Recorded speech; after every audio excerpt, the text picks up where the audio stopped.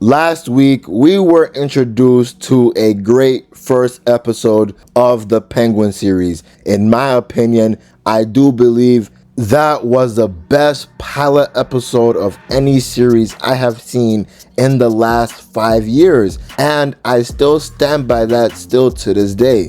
But how did the second episode of the first season of The Penguin hold up? The answer to that question is it held up very good, and in my opinion, it is probably better than the first episode because a lot of shit happens in this episode that is completely crazy. And it's also crazy to think that every single thing that's happening in this episode and possibly in this series is just because Penguin killed Alberto Falcone out of impulse and out of spite.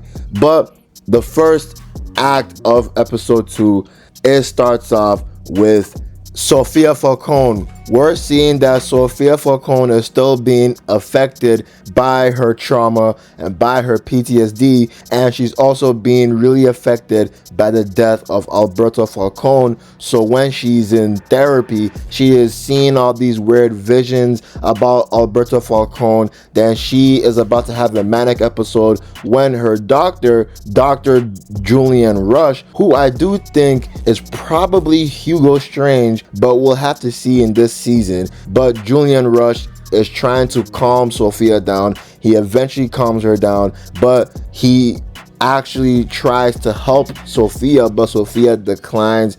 Then we now see the Maroney family. They are trying to infiltrate a drop from the Falcones. And we saw in the last episode, Penguin, he's trying to work with Salvatore Leone. He's trying to work with the ops, basically. He's trying to work with the opposition of the Falcones. So Salvatore, the Penguin, and a character named Irvad or Ivard, I forgot how you really pronounce it, but this whole plan starts off when Penguin visits Sal again in prison so that they can actually intercept a drop that's meant for the Falcones. So then they now come up with a plan that Penguin and them, they'll go in 3 cars deep. Penguin is supposed to be still with the Falcones, but the 3 cars deep will be intercepted by 1 car from the Maronis. And Penguin is supposed to act like this is actually just a complete setup, despite actually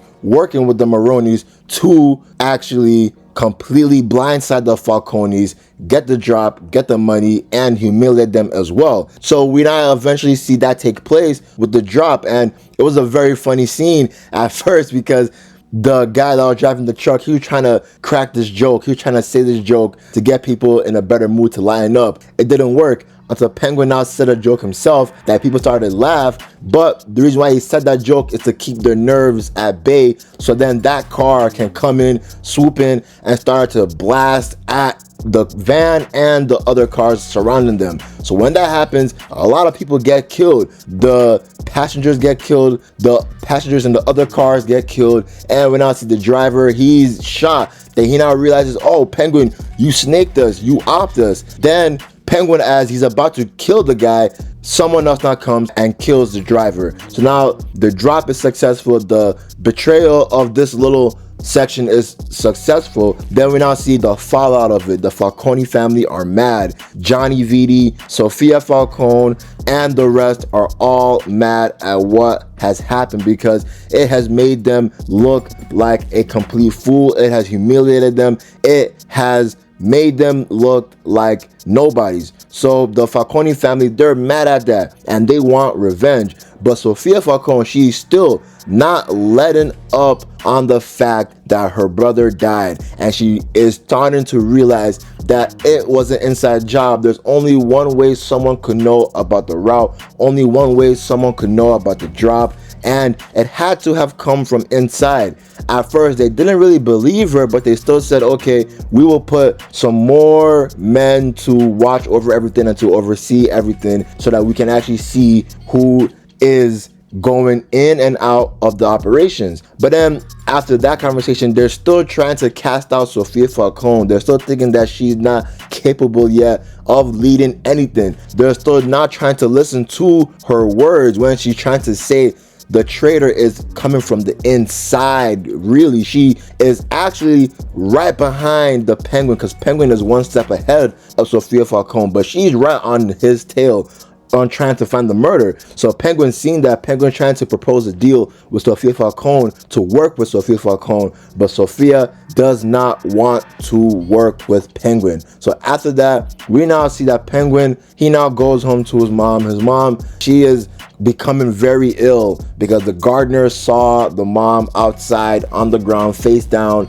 naked, and she was completely murmuring something. She was talking to herself, thinking that it was Sunday, even though it wasn't Sunday. So Penguin is called to go check up on his mom, and his mom was telling Penguin that she does not really respect him. Not really saying it like that, but she basically is thinking that Penguin is a nobody, and she asked him, if my son is a nobody, what does that make me? What does that make the mom? So Penguin reassured his mom, telling her that do not worry, I will make it up to you. I won't let you down. I'll make you proud. So after they leave, we now see Sophia Falcone. She is at this bar, and we now see this detective. That we saw this detective in the Batman movie, but we're seeing that after the events of the Batman movie, he's still a drunk, he's still a drophead, he's still a druggie. So when he's at the bar, he's trying to get his next fix, but the bartender says no, there's no more fix for you. Sophia Falcone tries to strike up a deal to see if this detective find the mole that is inside the Falcone family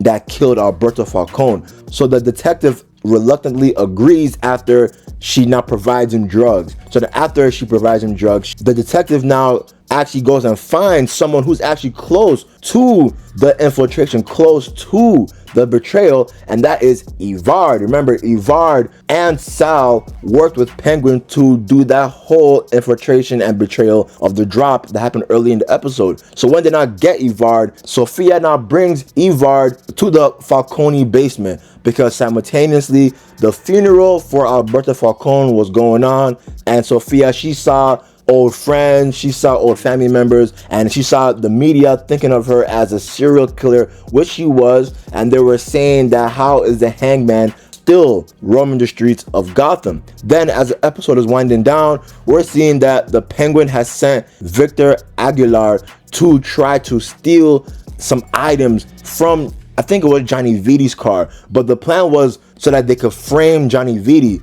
But Victor got spooked when some security guards that were working for the mob, they spotted Victor and they almost caught him. So Victor, he got scared, so he basically choked on his plan. And then this caused the Penguin to have to improvise, because when Penguin goes down in the basement to spot the mole that Sophia got, and it was Evard, the Penguin had no other choice but to kill him. He killed Evard there, so that no information can come out of Evard's mouth on the Penguin. But this kind of goes completely on its head, because we see that the Falcones saw that Evard got killed, and now they want answers. They want to know who killed Evard. Penguin is trying to blame it on Johnny Viti, but Johnny Viti, it just couldn't work out at this particular moment. So Penguin causes a tussle with Johnny Viti, and then it now causes a distraction, so Penguin can now slip the knife that he killed Evard with into Sophia Falcone's right-hand bodyguard.